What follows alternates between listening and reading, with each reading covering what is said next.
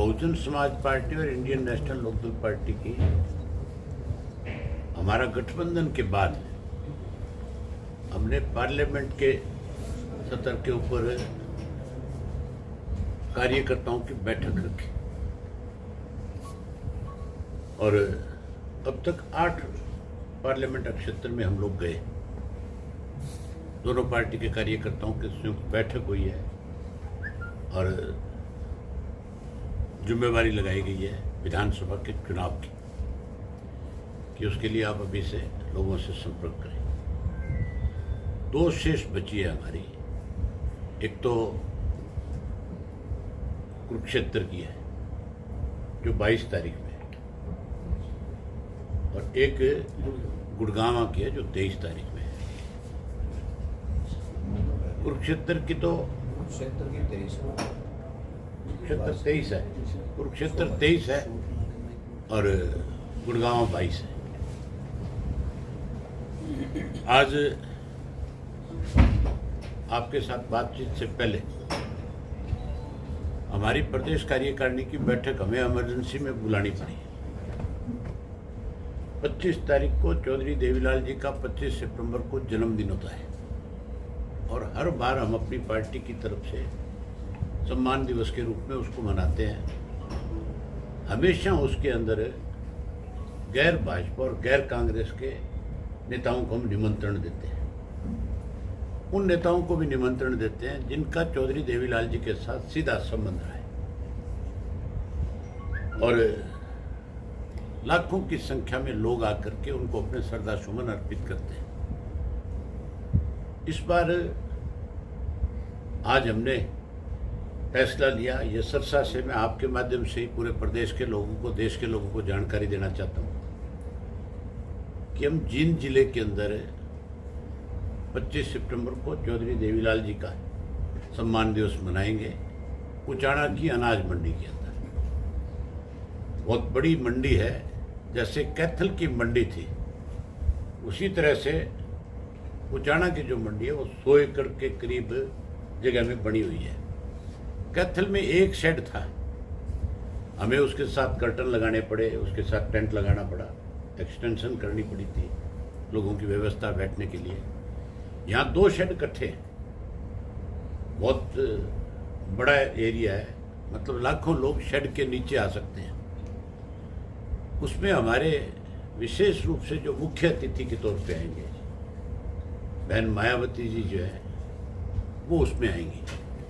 हमने उनसे पहले इस बात का आग्रह कर लिया था, जब मेरी उनसे मीटिंग हुई थी, जब मिला था तब मैंने उनसे कहा था कि आप इस डेट को नोट करवा लें, आप हमारे मुख्य अतिथि के रूप में उसमें लोगों को आशीर्वाद देने के लिए, प्रदेश के लोगों को आशीर्वाद देने के लिए आप वहाँ पे आएंगे। उन्होंने हमारा आग्रह स्वीकार कर लिया था और वो 25 सितंबर को वहाँ आएगी। ये 25 सितंबर की हमारी जो सम्मान दिवस है ये एक तरह से चुनावी रैली भी है और मैं ये समझता हूँ कि हमारे गठबंधन के बाद जो रिस्पॉन्स है लोगों का, इतनी बड़ी संख्या में कार्यकर्ता उत्साह के साथ आता है और जिस जोश के साथ लगातार लंबे समय तक बैठ करके जहाँ हमारा हौसला बढ़ाता है, वहीं प्रदेश को, एक इलाके को एक मैसेज देता है कि हमने अब की बार आर पार की लड़ाई लड़नी है, हर हालत में अब की बार सत्ता पे काबिज होना है। और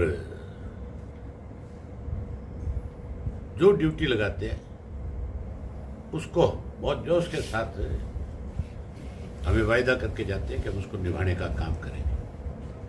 25 सितंबर को भी मैं ये मानता हूँ कि हरियाणा नहीं, देश की सबसे बड़ी रैली होगी जिसमें बहुत बड़ी संख्या में प्रदेश के लोग आएंगे और उस पर इस बात की मोहर भी लगा देंगे कि अगली गवर्नमेंट जो है Bahujan Samaj party, Indian national Lokdal party की प्रदेश में बनने जा रही है।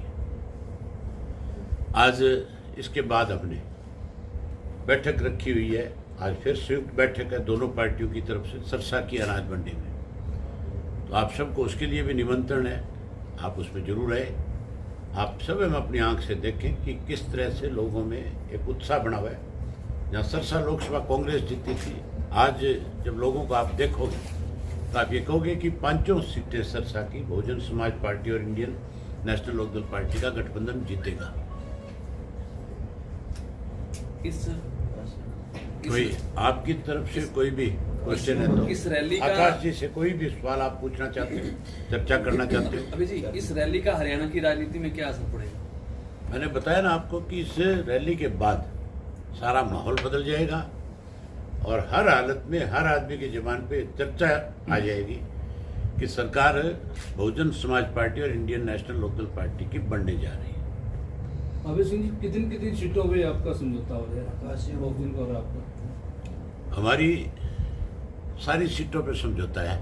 नहीं, आप अलायंस में लड़ रहे हो तो उसका तो आपने खबर पढ़ी नहीं इसका मतलब? नहीं पड़ी। हाँ तो पढ़नी चाहिए, फिर काहे के पत्रकार हो? तो बताओ तो सही, आप बता सकते हो।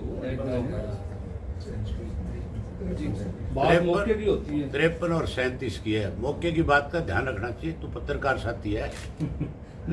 अबे जी, क्या बड़े मुद्दे निकल के आ रहे हैं? जैसे सीएम लगातार घोषणाएं करते जा रहे हैं। आप ये देखो, चीफ मिनिस्टर जो है हमारी नकल कर रहा है। जो वायदे हमने लोगों के साथ किए और लोगों को जो हम विश्वास दे करके आए हैं, अब सन 1987 में चौधरी देवीलाल जो बात कह देते थे, बंसीलाल उसको पूरा करता था। और चौधरी देवीलाल ये कहते थे मेरा मुनीम है क्या? हाँ, जो मैं कहता हूँ वो इसको करना पड़ता है। आज जो वायदे हम करके आ रहे हैं, मुख्यमंत्री हमारे पीछे पीछे उन वायदों को पूरा करने जा रहे हैं।